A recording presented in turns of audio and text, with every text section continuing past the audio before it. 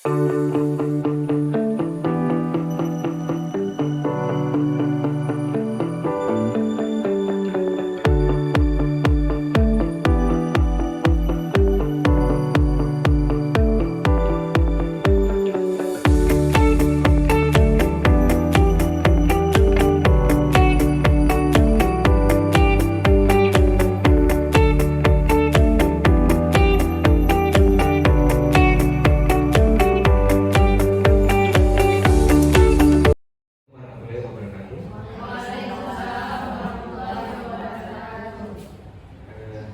kasih Ibu semuanya untuk kegiatan hari ini merupakan kegiatan diseminasi dari calon guru penggerak ya, yang merupakan diseminasi pertama ini ya yang dilaksanakan di sekolah. Nah, diseminasi ini sendiri itu bertujuan untuk mengenalkan atau mengajak, bukan mensosialisasikan ya, agak beda sedikit antara sosialisasi dengan diseminasi mungkin beda. Kalau sosialisasi itu memperkenalkan, kalau ini diseminasi itu mengajak ya,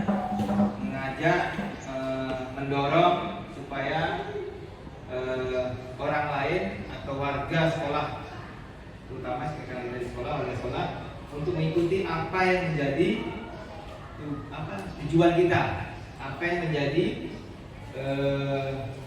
pekerjaan kita ya, itu diseminasi. Nah, pada saat ini diseminasi yang dilaksanakan oleh guru penggerak atau calon guru penggerak ini merupakan diseminasi untuk budaya positif ya. Nah, jadi budaya positif ini memang sangat sangat dibutuhkan di sekolah, terutama untuk keberlangsungan penyelenggaraan sekolah itu berjalan dengan baik ya. Nah, karena kenapa budaya positif merupakan energi ya yang bisa menghasilkan yang positif juga ya, karena ini penting ya. Dan budaya positif kita tanamkan bukan hanya untuk guru, juga anak-anak kita terutama ya, supaya semua energi, semua kegiatan, semua apa yang dilaksanakan di sekolah yang memiliki nilai-nilai positif ya. Dan itu juga mungkin agak berat bagi kita untuk merubah, karena ini merubah nilai, merubah budaya ya, karena budaya memang sudah tertanam bukan hanya selama di sekolah, tapi sebelum di sekolah juga kita punya budaya ya. Nah, budaya itu mungkin perlu adaptasi dengan kebutuhan sekarang ya. Nah, budaya positif salah satu langkah untuk merubah kita ke arah yang lebih baik ya, karena di kurikulum merdeka ini ya, kita punya moto ya, kita merubah transformasi pendidikan di era terbaru istilahnya ya, sehingga budaya juga kita harus ubah, bukan hanya bukan hanya teknologi, tapi budaya kita juga harus mengikuti perkembangan saat ini ya, termasuk budaya positif. Ini seyogianya ini kita sosialisasikan kepada seluruh warga sekolah ya, terutama mungkin guru-gurunya dulu lah ya, kita sampaikan ini kepada guru-guru kita supaya mereka juga mau ya, tertarik dengan apa yang kita sampaikan ya. Kalau ini penyampaian tentang budaya positif, artinya mereka semua nanti warga sekolah juga memahami apa pentingnya budaya positif, sehingga mereka bisa mengikuti seperti yang kita sampaikan ya, karena ini destinasi ya, kita kalau bisa mengajak, mendorong untuk mereka juga bisa berbuat seperti kita ya. Itu tujuan daripada kegiatan diseminasi ini. Nah, mudah-mudahan ini tidak ada diseminasi yang lain lagi kalau punya mungkin ya, ini baru pertama ya. Nanti kalau bisa kita adakan seperti ini dengan peserta yang lebih banyak lagi ya, supaya ini tersampaikan kepada warga sekolah Kalau kita mau merubah budaya positifnya sendiri itu orang akan ada perubahan. Biar nampak perubahannya kita terlibatkan semua, ya supaya lebih nampak perubahan budaya positifnya. Ya mungkin ini sebagai pembuka ya. Lebih kurang mungkin kegiatan ini yang kita maklum kadang setelah kita juga banyak kegiatan ini ya, kemudian betul-betul kegiatan dalam minggu ini pun penuh kita sampai minggu besok ada lagi kegiatan ya, sehingga mungkin harus tumpang tindih di kegiatannya, harus pandai-pandai kita mengatur jadwalnya dan pesertanya ya. Nah baik, terima kasih untuk kegiatan ini, mudah-mudahan bisa bermanfaat untuk kita semua. Kemudian untuk kedepannya saya berharap dalam kegiatan seperti ini bisa melibatkan semua warga sekolah ya, terutama gurunya dulu, sehingga nanti apa yang menjadi tujuan kita, menjadi program kita sampaikan kepada warga sekolah, dan warga sekolah juga bisa memahami kondisi kita ya, memahami kita semua, untuk sama-sama kita merubah ya mindset kita dalam pola pembelajaran atau dimensi pembelajaran yang terbaru. Oke, mungkin ini lebih dan kurang saya mohon maaf ya. Saya kira wabillahi taufiq wal hidayah. Assalamualaikum warahmatullahi wabarakatuh. Waalaikumsalam warahmatullahi wabarakatuh. Assalamualaikum warahmatullahi wabarakatuh. Waalaikumsalam warahmatullahi wabarakatuh. Alhamdulillah alamin, wassalatu wassalamu anbiya'i wal mursalin wa ala alihi washabihi ajmain. Amma ba'du. Puji syukur kita panjatkan kehadirat Allah SWT yang telah memberikan kita kesehatan sehingga kita dapat berkumpul di tempat yang sederhana ini. Selawat dan salam mari sama-sama Penghormatan saya kepada Bapak Kepala SMK Negeri 1 Pesangan, yaitu Bapak Joko Trianto, yang telah sudi kiranya berhadir di acara kami dan juga sudi kiranya telah memberikan kesempatan kepada kami CGP calon guru penggerak angkatan 9 untuk dapat memberikan diseminasi kepada Dewan Guru yang telah hadir pada hari ini. Terima kasih juga saya ucapkan kepada ibu-ibu yang telah hadir pada hari ini untuk dapat mengikuti acara ini.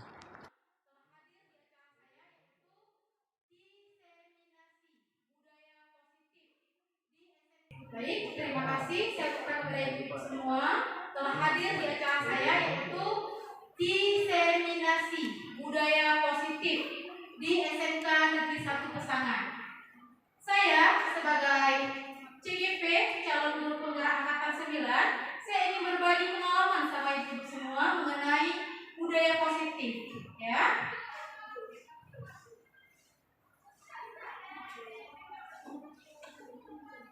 Ya. Yang pertama ada latar belakang.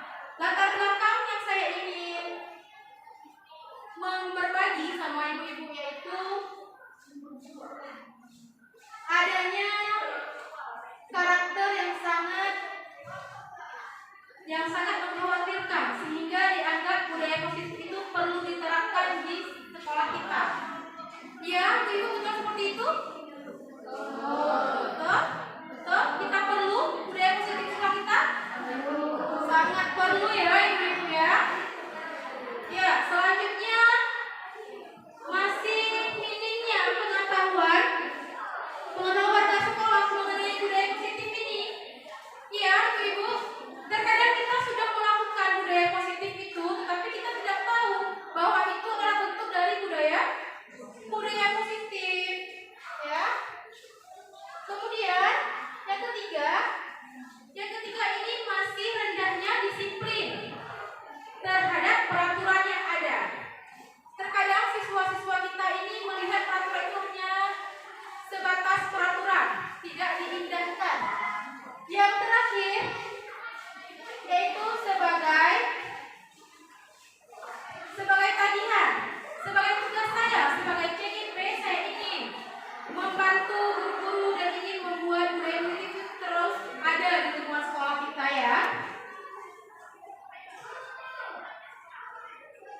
Tujuannya yang pertama, terbentuknya karakter profil pelajar Pancasila melalui budaya positif di lingkungan kita. Ya, di sekolah kita sudah menggunakan kurikulum merdeka kan Ibu-ibu? Sudah berapa tahun kita menjalankannya, Bu? Iya, ini adalah tahun kedua kita menjalankan kurikulum merdeka. Ya, kurikulum merdeka ini sangat bagus ya Ibu-ibu. Apalagi dalam membentuk budaya-budaya positif yang sudah lama kita tinggalkan. Ya, selanjutnya menambahkan pengetahuan warga sekolah tentang budaya positif. Selanjutnya juga membangun disiplin murid yang berasal dari motif intrinsik. Motif intrinsik apa sih? Bahasa intrinsik kita sering mendengar in dan ex. In itu apa, Bu? Dari dalam. Iya, in itu di dalam tubuh kita, dalam diri kita.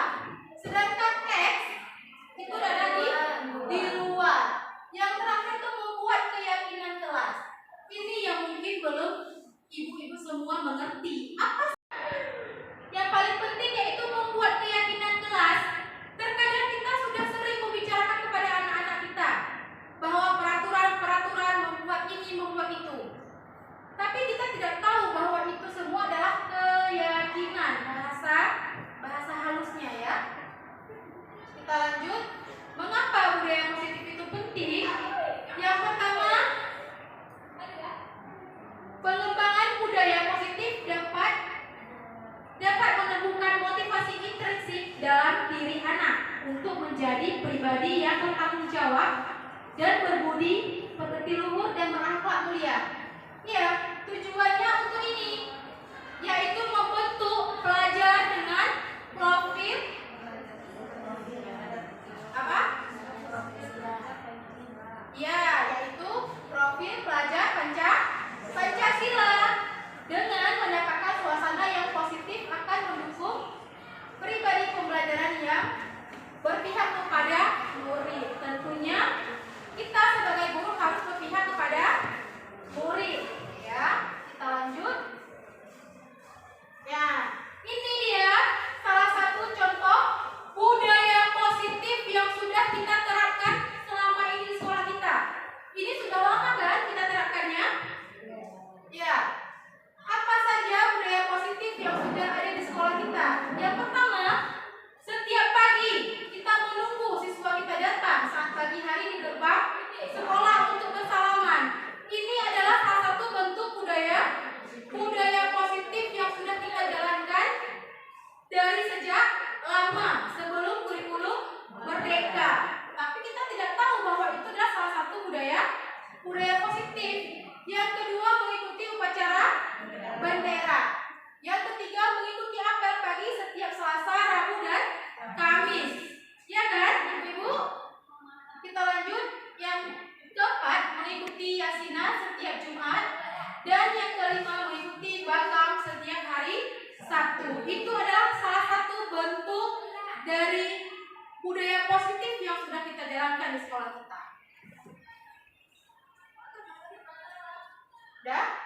Caranya, budaya positif merupakan perwujudan dari nilai-nilai dan keyakinan universal yang diterapkan di sekolah, merubah paradigma dari stimulus respon ke pendekatan teori kontrol. Nah, di sini kita akan membahas masalah teori kontrol.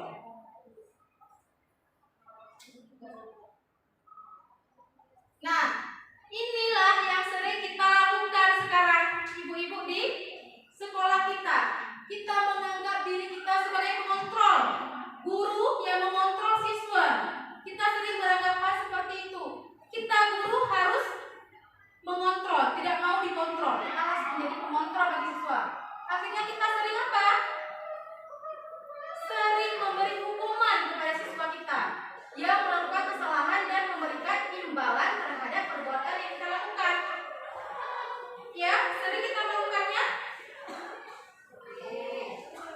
Apalagi kalau ada acara-acara, Bu ya, ada perlombaan, kita sangat sering membuat apresiasi terhadap siswa yang menang. Jadi sebenarnya seperti boleh kita membuat penghargaan kepada siswa yang menang? Boleh. Boleh. Tetapi jika kita berlebihan, maka itu akan disebut juga dengan penghukum. Akan disebut juga dengan hukuman.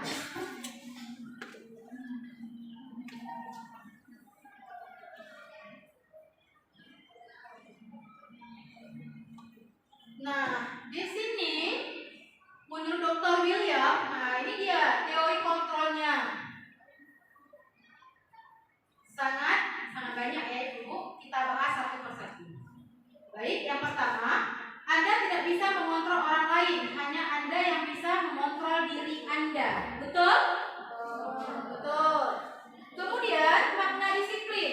Belajar kontrol dari diri dengan menggali potensi kita agar tercapai tujuan kuliah, yaitu suatu yang menjadi seseorang yang kita inginkan berdasarkan nilai-nilai yang kita hargai. Ya. Kemudian, semua perilaku memiliki tujuan. Ada teori motivasi untuk menghindari hukuman yang pertama, yang kedua untuk mendapatkan imbalan, yang ketiga untuk menghargai diri sendiri. Nilai-nilai kebajikan universal, dan terakhir ada keyakinan kelas. Ini semua kita bentuk dalam bentuk keyakinan kelas dulu, kita bentuk di kelas, baru bisa tercipta yang lain. Kemudian ada 5 posisi kontrol. Nanti kita bisa lihat di tayangan video. Sebenarnya kita di posisi keberapa selama ini kita jalankan. Yang pertama ada posisi penghukum, ya. Yang kedua ada membuat merasa bersalah. Yang ketiga ada teman. Yang keempat ada pemantau. Yang kelima ada manajer. Di antara kelima posisi ini, yang seharusnya kita lakukan itu pada posisi kelima, yaitu kita sebagai manajer. Dalam manajer, kita bisa menggunakan segitiga restitusi dalam memecahkan permasalahan anak. Yang pertama, menstabilkan identitas. Yang kedua, validasi kebutuhan. Yang ketiga, menanyakan keyakinan. Ya, kembali lagi ke menanyakan keyakinan. Dan yang paling penting, setiap manusia, kita sebagai insan manusia membutuhkan 5 kebutuhan dasar manusia. Yang pertama, bertahan hidup. Di sini kita harus makan ya Ibu-ibu, harus minum, tempat tinggal, itu adalah kebutuhan pokok kita. Yang kedua, penguasaan. Kita ingin berkuasa atas diri kita sendiri. Yang ketiga, kasih sayang dan rasa diterima. Sama seperti kita guru, begitu juga anak-anak. Kita ingin diterima di lingkungan sekolah ini. Iya, betul Ibu-ibu? Betul. Iya. Kemudian ada kesenangan. Ya, kita semua manusia perlu kesenangan. Ya, Ibu-ibu, kita perlu healing ya.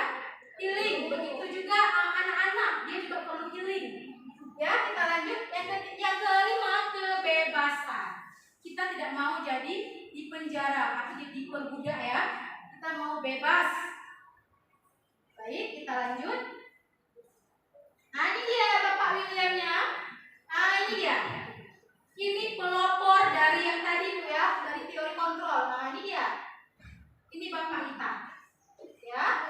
Yang pertama ada ilusi guru mengontrol murid. Kita tidak dapat memaksa murid untuk berbuat sesuatu jikalau murid tersebut memiliki untuk tidak melakukannya. Kemudian ilusi bahwa semua penguat positif, efektif, dan bermanfaat. Ya, kita lanjut. Masih sama paradigmanya, kita lanjut lagi. Nah, ini dia perbandingannya ya Ibu-ibu. Perbandingan stimulus respon dan teori kontrol. Ya, kita bisa melihat sendiri di sini.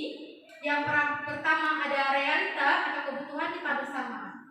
Di teori kontrol, realita dan kebutuhan kita berbeda. Ya, kita lanjut. Baik, Ibu-ibu, supaya lebih jelas, mari sama-sama kita sekarang menonton sebuah tayangan video ya. Ini video tentang 5 posisi kontrol. Nanti kita bisa lihat, kita sebenarnya di posisi mana sih sekarang? Ya Ibu-ibu ya? Ya Bu. Baik Bu.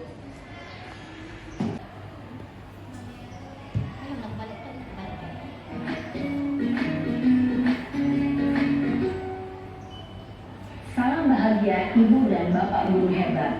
Dalam penerapan disiplin positif restitusi, salah satu program yang dikembangkan adalah 5 posisi kontrol. 5 posisi kontrol dalam restitusi adalah proses perjalanan seorang pendidik agar dapat mengenali dirinya. Pada video kali ini, kita akan membahas tentang 5 posisi kontrol yang dikembangkan oleh Diane Dawson dan contoh penerapannya.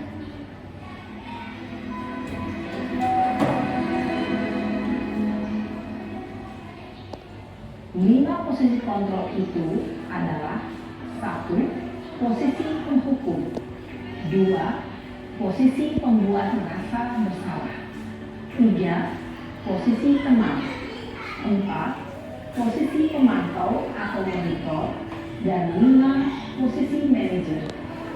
Untuk lebih memahami kelima posisi tersebut, mari kita saksikan kasus Naren yang terlambat hadir 20 menit di sekolah dan melihat bagaimana kelima posisi kontrol dalam menghadapi masalah tersebut.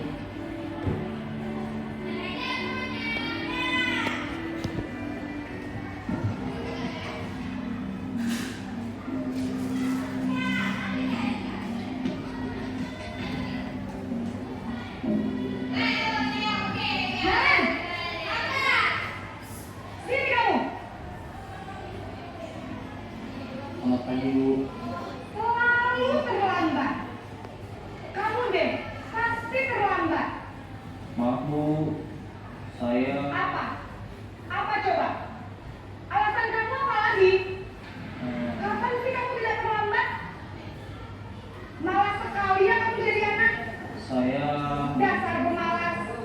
Gak kapok-kapok sih kamu. Sudah berapa kali terlambat? Sana, kamu keliling lapangan basket 2 kali. kenapa saya harus keliling lapangan basket, Bu? Kenapa? Kamu melawan ibu. Berani-beraninya jawab. Sudah terlambat, masih berani jawab pula. Sekarang, keliling lapangan basket 5 kali sekalian. Biar kapok. Cepat. Pergi sana lapangan basket.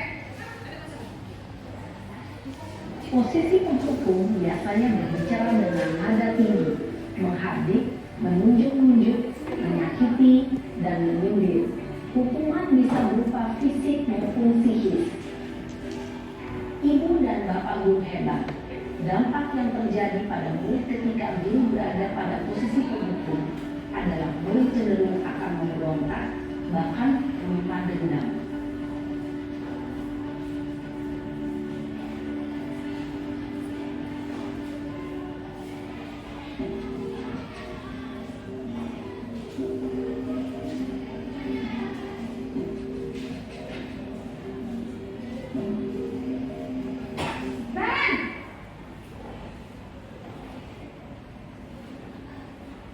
Selamat pagi, Bu.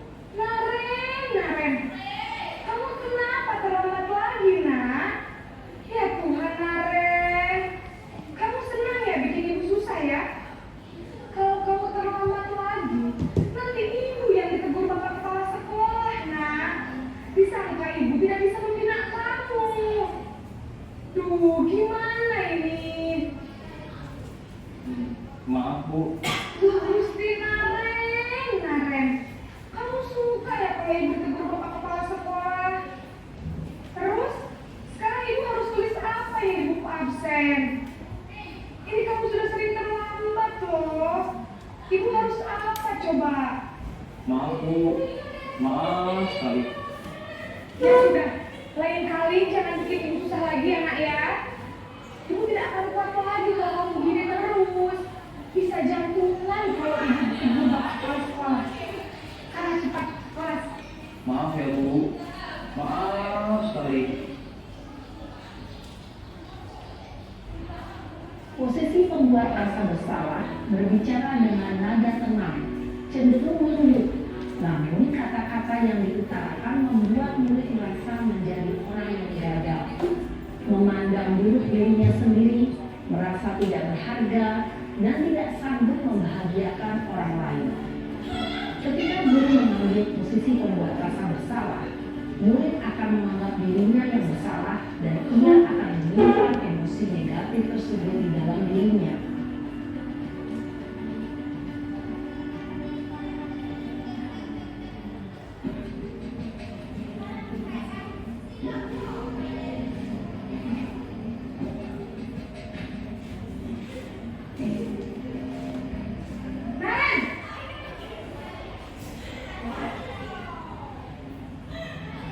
Selamat pagi Bu.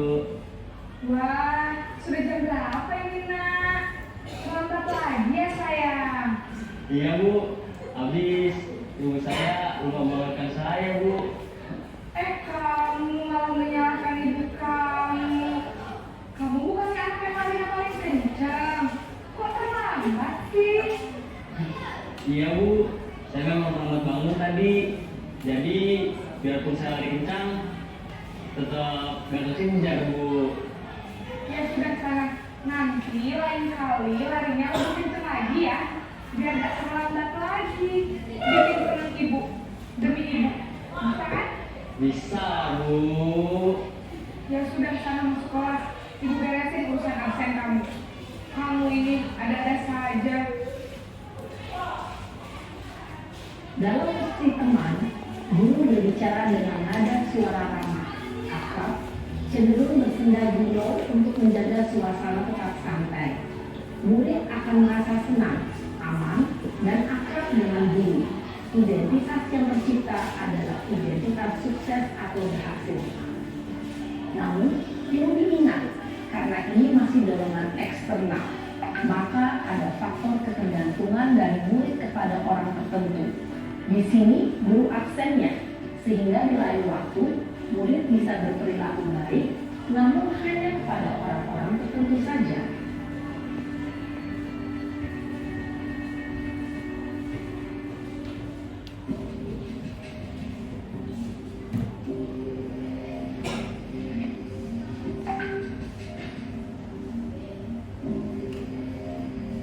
Naren!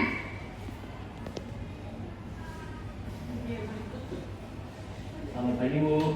Naren, apa peraturan sekolah kita tentang jam berapa kita harus masuk sekolah, nak?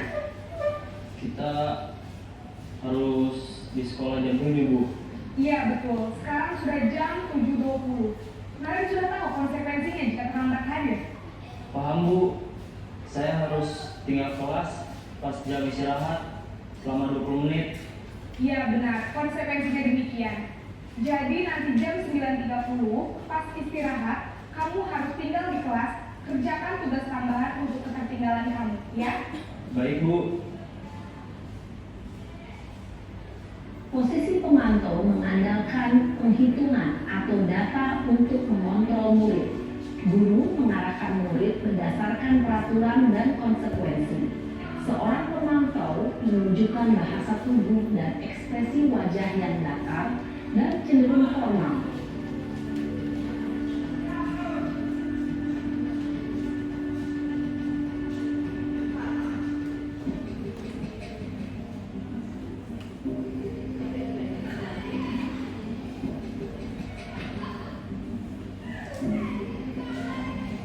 Naren!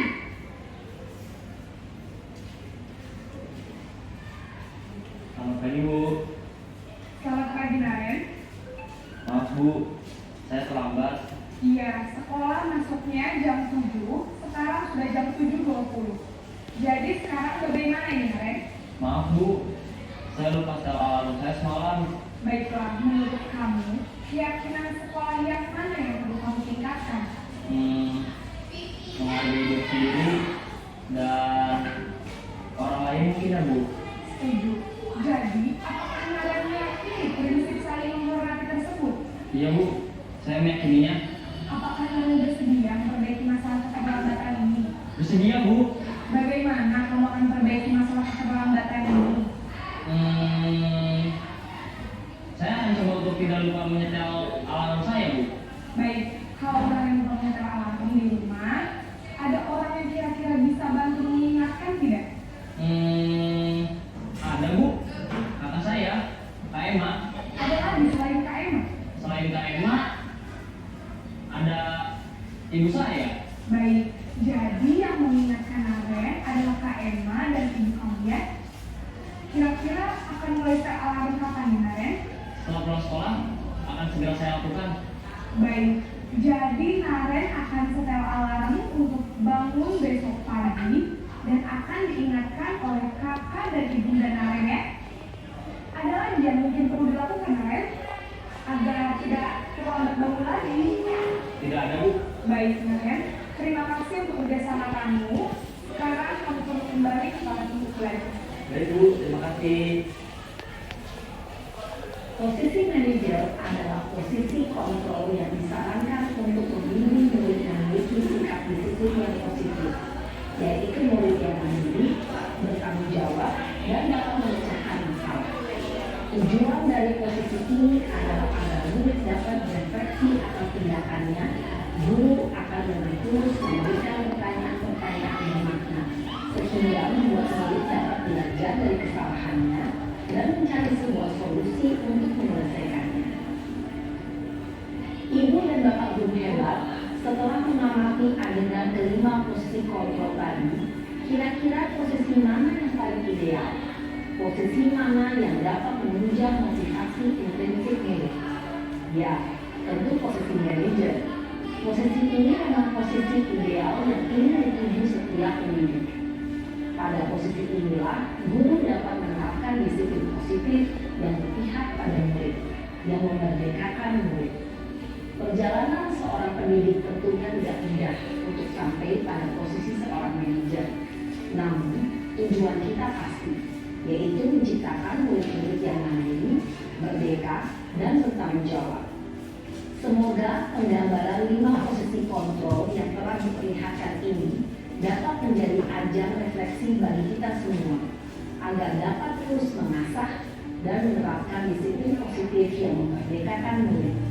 Mari terus berlatih dan bersemangat. Selamat menerapkan. Salam dan bahagia Ibu dan Bapak guru hebat.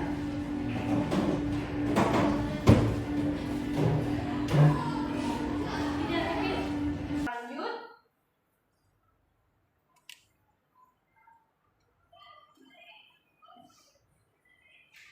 Nah, ini dia.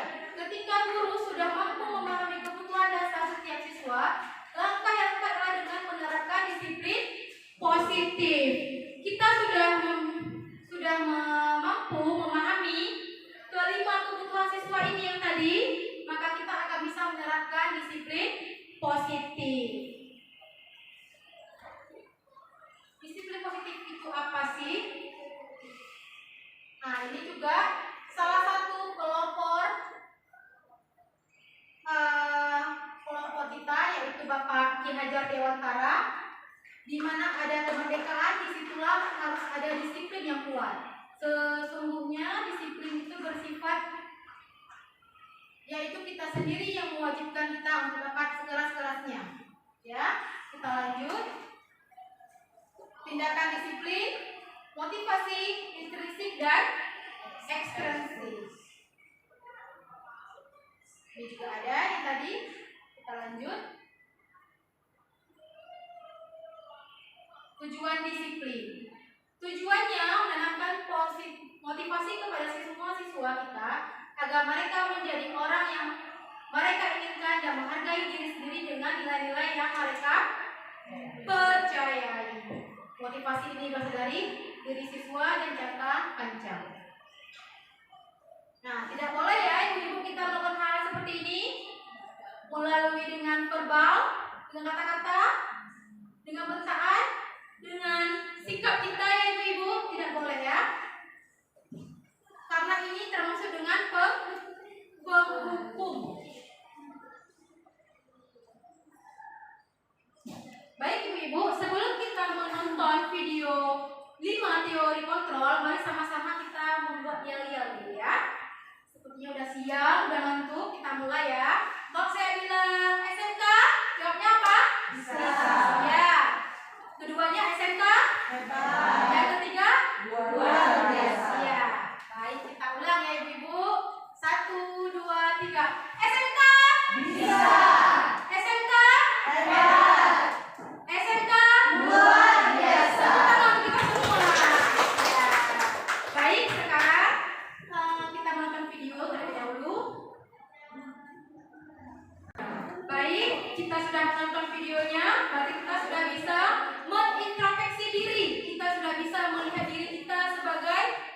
posisi yang mana ya ibu-ibu. Baik, sekarang kita sudah bisa merubah semua posisi kita menjadi posisi manajer ya, dengan menerapkan segitiga restitusi. Baik, selanjutnya kita akan belajar mengenai keyakinan kelas. Apakah keyakinan kelas ini sama dengan peraturan kelas, ibu-ibu? Sama? Beda ya, tentunya berbeda. Dari kata-katanya saya sudah berbeda ya, peraturan sama keyakinan kelas. Apa sih keyakinan kelas itu?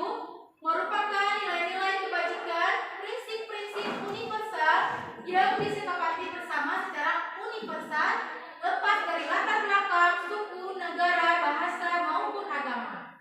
Keyakinan akan lebih termotivasi seseorang dari dalam atau motivasi secara intrinsik. Ini dia ciri-ciri keyakinan sekolah.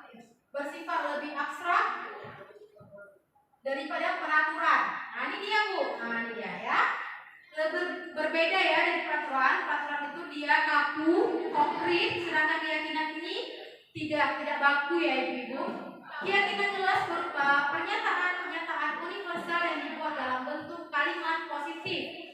Keyakinan kelas tidak dibuat dalam jumlah banyak sehingga mudah diingat dan dipahami oleh semua warga kelas. Keyakinan kelas merupakan sesuatu yang dapat diterapkan di lingkungan kelas tersebut. Pembuatan keyakinan kelas melibatkan semua warga kelas melalui kegiatan curah pendapat. Nanti kita coba ya ibu-ibu biar lebih paham. Keyakinan kelas ditinjau kembali dari waktu ke waktu.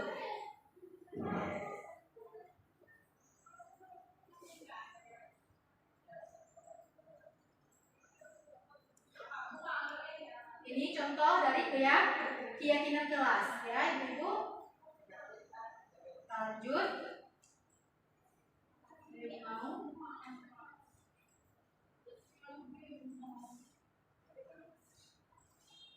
Ini salah satu contoh video yang sudah saya terapkan di kelas saya ya ibu-ibu.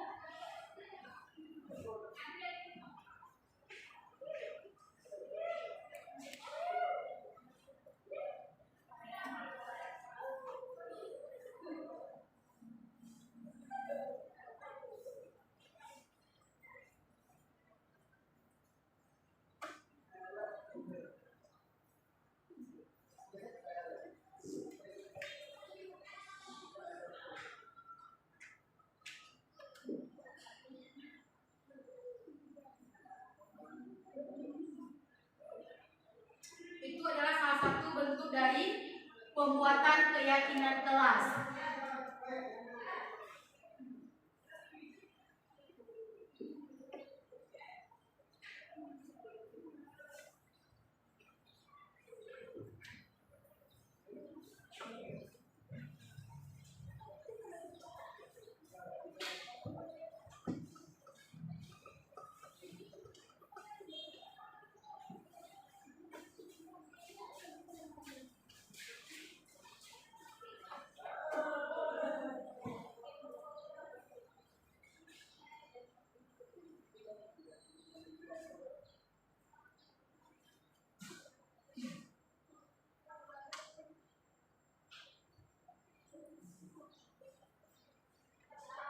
Kemudian kita merubah dari kalimat-kalimat yang tadi, kita merubah menjadi kalimat yang positif ya ibu-ibu, dan kita mengambil kesimpulan dari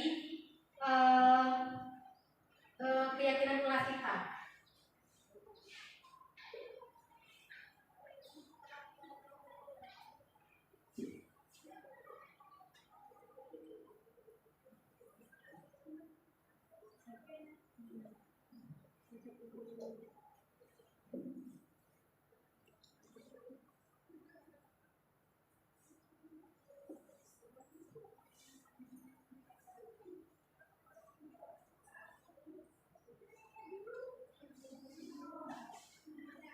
Baik ibu-ibu, supaya kita lebih paham terhadap gimana sih cara membuat keyakinan kelas di kelas kita. Tidak mesti di kelas kita ya, boleh di kelas yang kita ajarkan. Mari sama-sama kita coba ya ibu-ibu. Kita mau kelas yang seperti apa? Saya akan membagikan ini kepada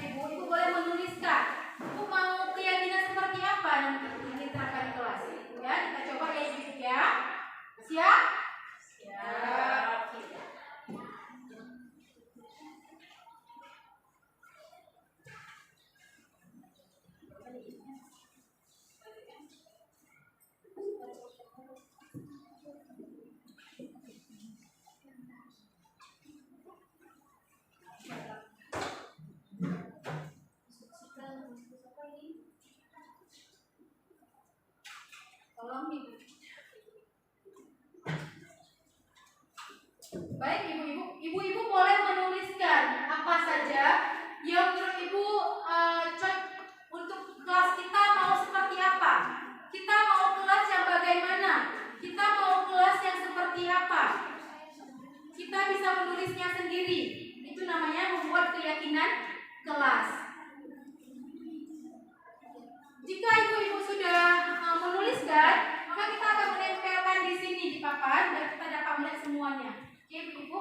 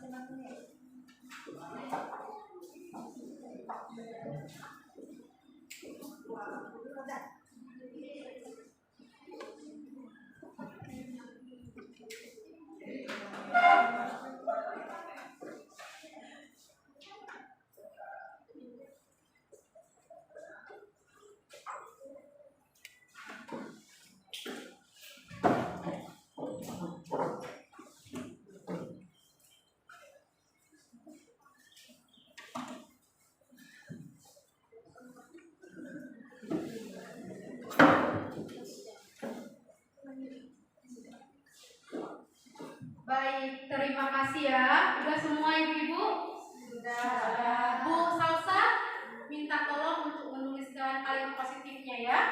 Baik, saya akan baca satu persatu. Namanya ketiput ya ibu-ibu ya. Lupa ya.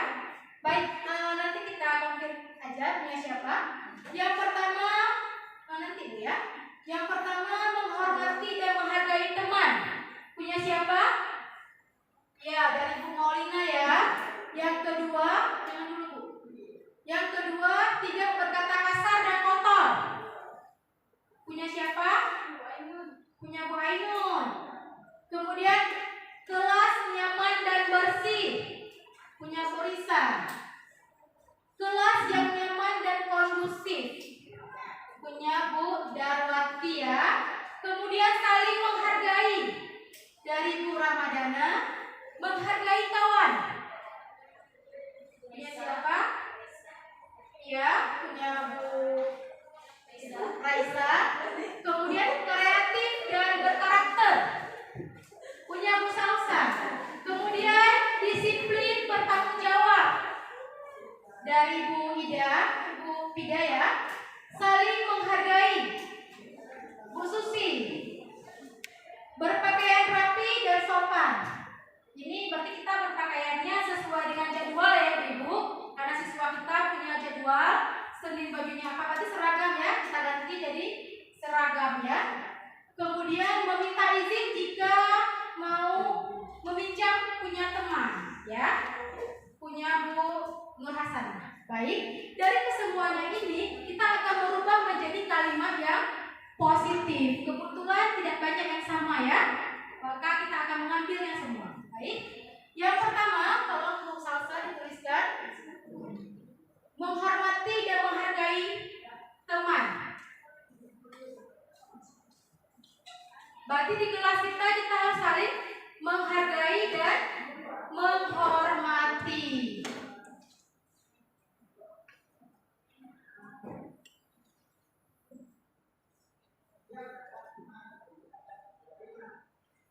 Yang kedua, tidak berkata kasar dan kotor.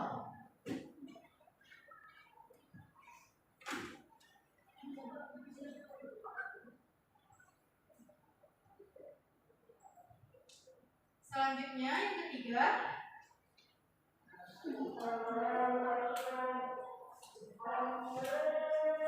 nomor 3, kelas dalam keadaan nyaman dan kondusif.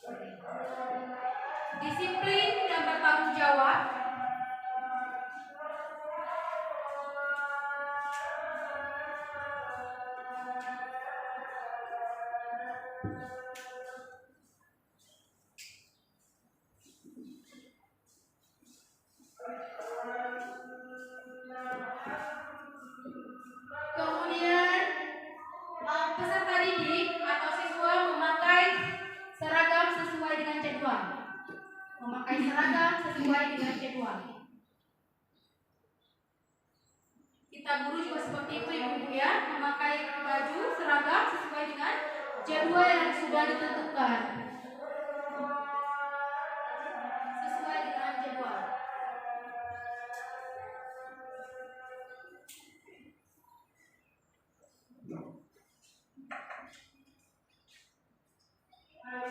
Yang terakhir, meminta izin saat meminjam barang teman.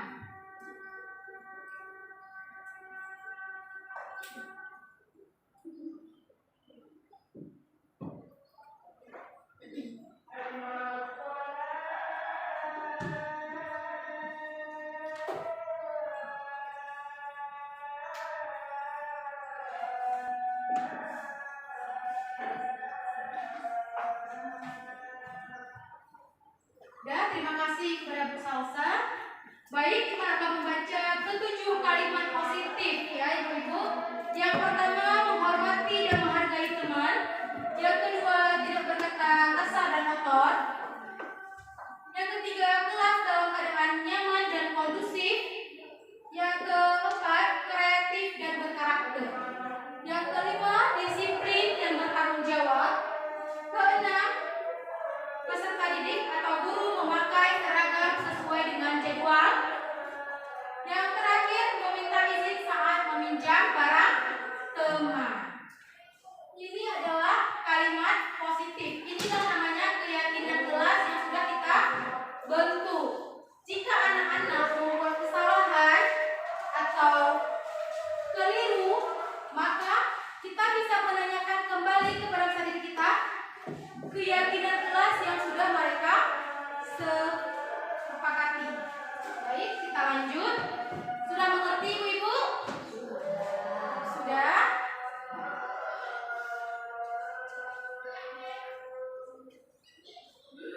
Kita lanjut dengan restitusi ya. Apa itu restitusi? Adalah proses menciptakan kondisi bagi murid untuk memperbaiki kesalahan mereka sehingga mereka bisa kembali pada kelompok mereka. Ya, jika ada anak yang terlambat, ibu-ibu jangan lagi kita marahin mereka, tapi kita membuat restitusi agar maka si anak tidak merasa bersalah karena mereka sudah terlambat ke sekolah. Kita menanyakan terlebih dahulu kepada anak kenapa mereka bisa terlambat. Ciri-ciri restitusi yang pertama, bukan untuk menembus kesalahan, namun untuk belajar dari kesalahan. Kita manusia tentunya pernah berbuat salah, ya. Yang kedua, memperbaiki hubungan, yaitu hubungan yang tadi. Jika kita mempunyai kesalahan, maka kita akan memperbaikinya. Ya. Selanjutnya, tawaran bukan paksaan. Kita tidak boleh memaksa ya ibu-ibu. Selanjutnya, restitusi menuntut untuk melihat ke dalam diri. Restitusi mencari kebutuhan dasar yang mendasari tindakan. Restitusi diri adalah cara yang paling baik. Ya. Kita lanjut. Sekarang kita akan menyaksikan video segitiga restitusi. Ibu-ibu, mari kita melihat videonya. Segitiga restitusi.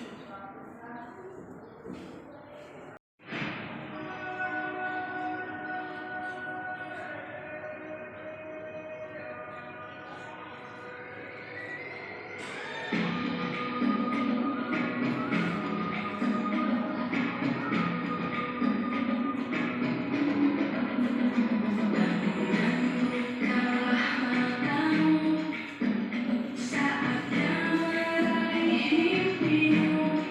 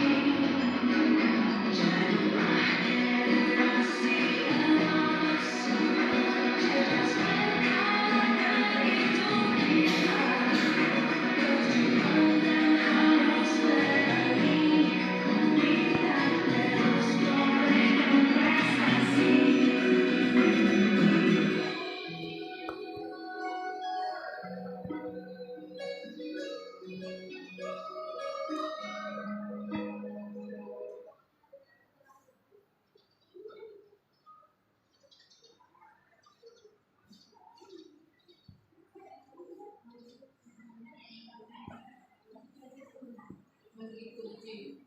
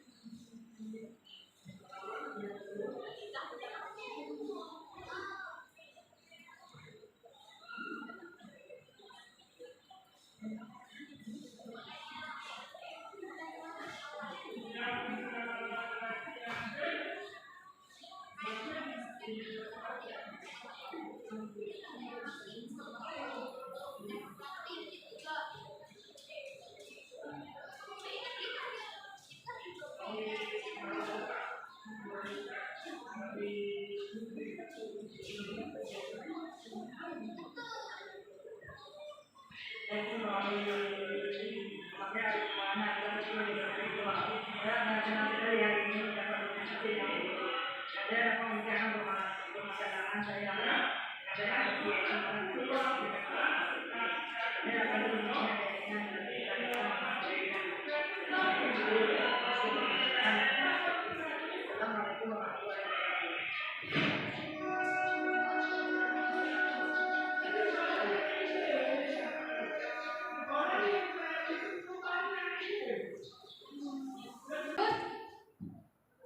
Ini dia adalah contoh segitiga restitusi. Yang pertama ada menstabilkan identitas, kemudian ada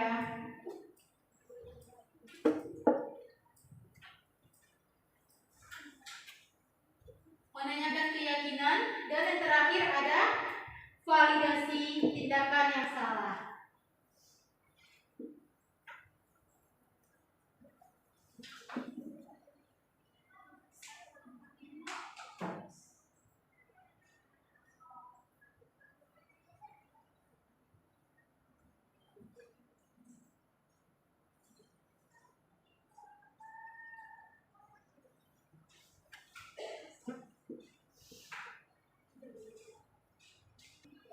Baik, kita lanjut. Yang terakhir yaitu refleksi. Ya, Ibu-ibu, kita sudah belajar masalah apa tadi?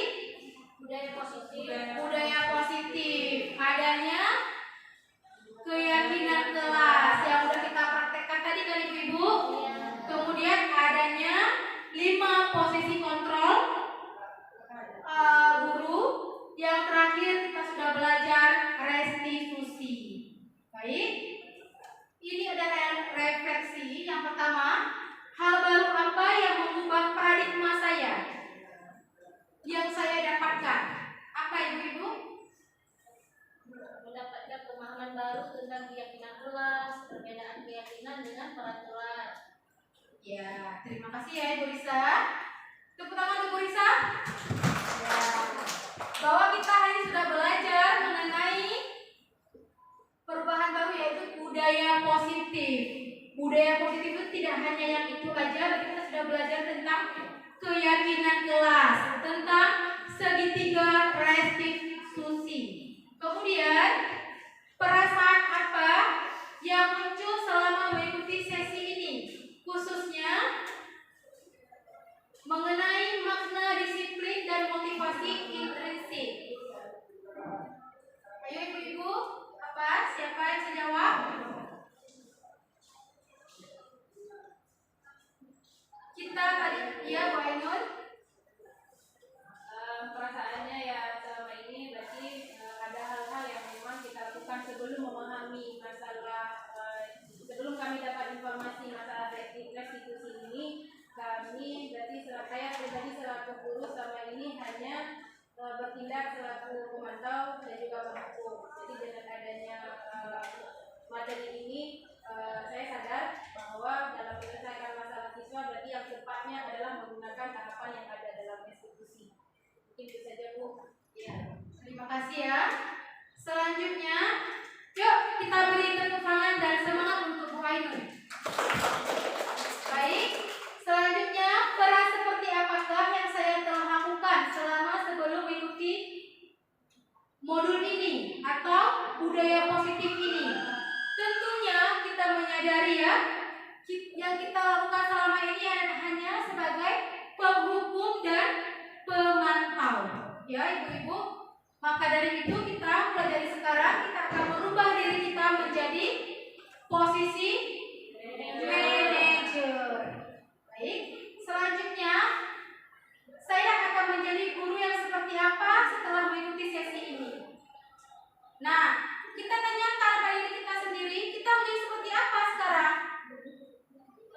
Tentunya ya, menjadi lebih baik. Baik.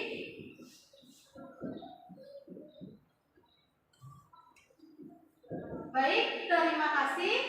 Salam membuat disiplin positif di kelas kita yang guru hebat. Terima kasih untuk waktunya.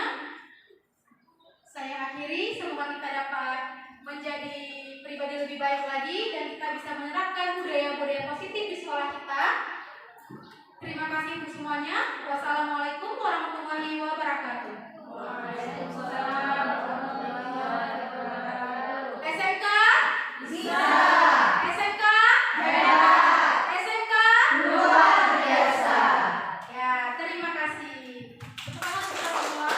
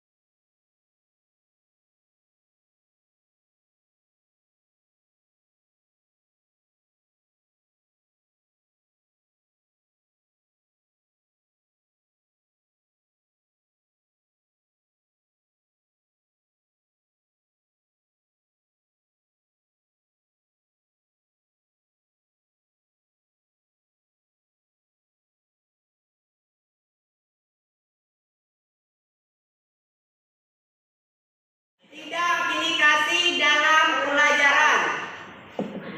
Tidak membuli di dalam kelas. Ceria tapi ikut peraturan. Tetap kompak, jangan selalu kompak, tidak saling menghujat. Jagalah kebersihan kelas. Menjaga